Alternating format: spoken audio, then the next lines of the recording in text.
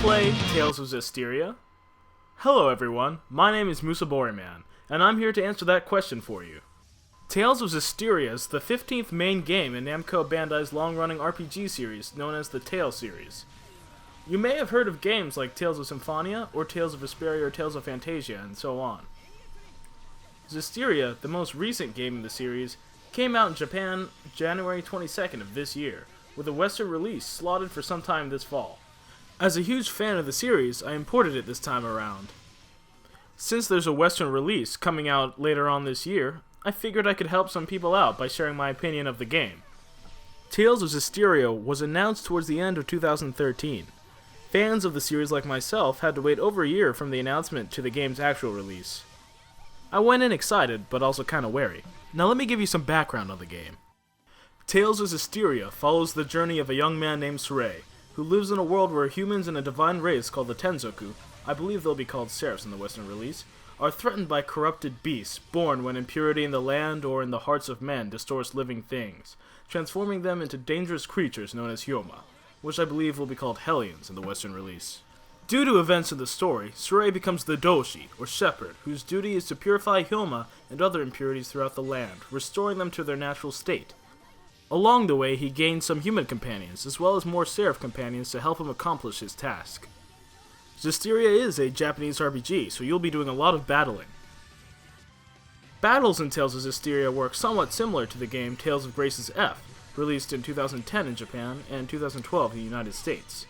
Unlike most Tales games where you move left or right like a fighting game, Graces in Zestiria use a third-person behind-the-back perspective, where you move forward and back.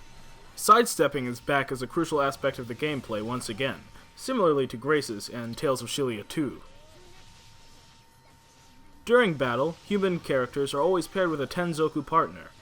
They can switch out their partners on the fly for Tenzoku members who are not currently in the battle. Humans and Tenzoku can also fuse into a form known as Kamui, which means divine robe or divine clothing. I believe this will be called Armatization in the Western release. While in this Kamui form, your fused character is more powerful, but cannot use base arts. This is important because in this game, there's a Fire Emblem-esque triangular hierarchy to the three types of attacks.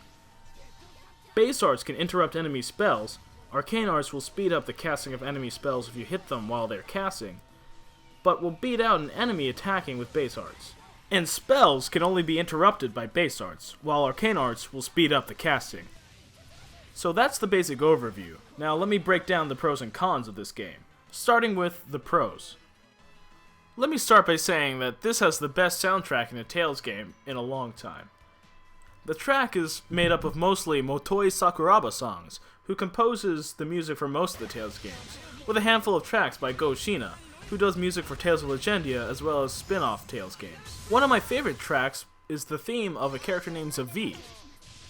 Moving on to the next pro, I have to say there's a healthy amount of story content plus side content in this game. There are lots of optional bosses to fight, some optional dungeons, trials for the characters to overcome.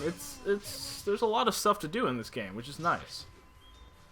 The next thing is that the story deals with some interesting themes, such as what it means to save someone, and what do you do when you can't save someone anymore, etc. The game isn't afraid to show bad things happening, but it isn't overly dark either. I think it strikes a nice balance. Another thing I like about this game would be the art style and character designs. The character designs are done by 4 different artists that collaborated on this game. It's a first for the Tales series. I feel that this game has good use of vibrant colors and it works well, and it's really refreshing after the dark color palettes of the Shilias. The character models are also extremely well made and move very naturally during cutscenes and combat. The big continuous world in this game is a nice change of pace from the Shilias and Graces, though I feel Tales games work best with a traditional RPG world map. The customs and backstory of the world are very interesting, and I liked the towns a lot, too. I wish we could have explored the whole planet rather than just a couple continents, though. Even so, it still feels really big in this game. You cover a lot of ground. Another good thing about this game is that every character is pretty fun to play, something I feel they nailed since Shilia 1. However, Surei, the main character, is actually a little uninteresting as a protagonist in terms of his playstyle compared to other protagonists in my opinion. Asbel, the protagonist of Graces, was far more unique. I do like how Zestiria's moveset is an amalgam of other Tales protagonist arts, though. That was cool. So, those were the things I liked about the game. Now it's time for the things I didn't like about the game, the cons. I'll start with Kamui, the fused form. I felt that that was way too important in battles in this game.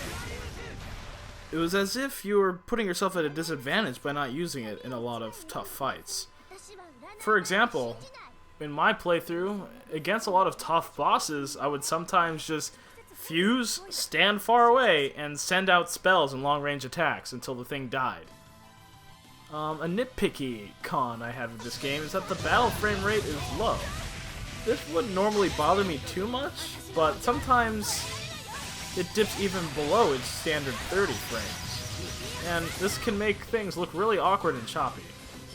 Also, I'm not sure if it's because of the frame rate or something else, but there seems to be a significant input lag in this game, which often causes you to double sidestep when you're just trying to sidestep once, or other issues that can sometimes end up killing you if you're in a bad spot.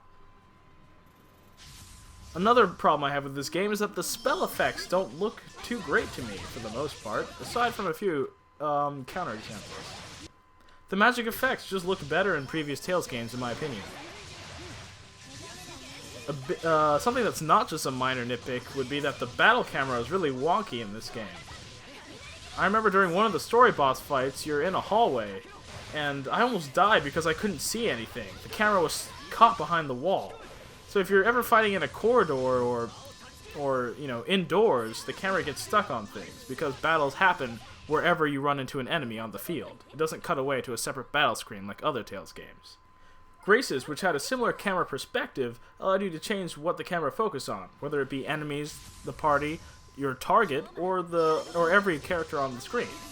Zesti lacks that. I also found that getting from place to place can sometimes take a while, and there isn't much else but open space in front of you in certain field areas. Dungeons could also have been a little more inventive, but were an overall improvement over the likes of the Shilias. A big issue I had with this game is the party AI. The party AI is just stupid. When the AI is controlling a human character, they just run in and die unless you tell them to guard and avoid combat.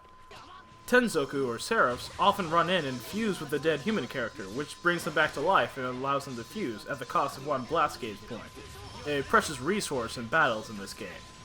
But then they just die too because they fused with the human right in front of the enemy that killed them. And then the human is left alive and just attacks the enemy and then dies again. And then when the next Tenzoku warps in to the battlefield, the same process starts all over again. Something else that is kind of an issue is that I found the equipment customization in this game to be a little confusing.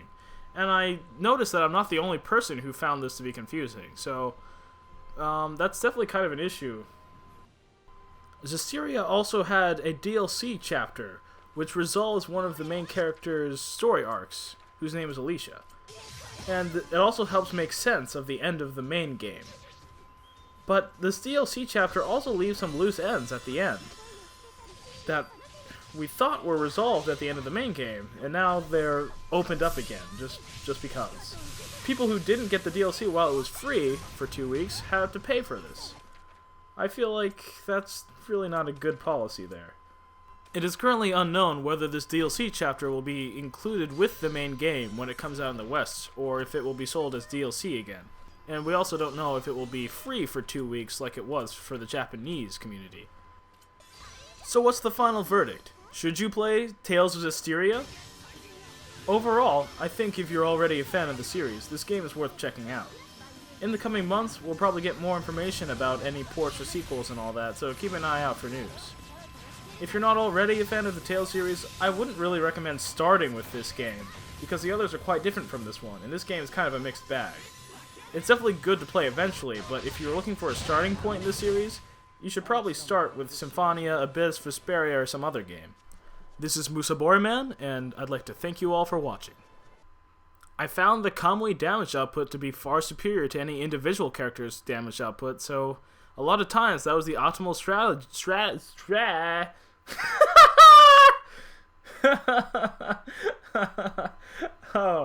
I found the Kamui damage output.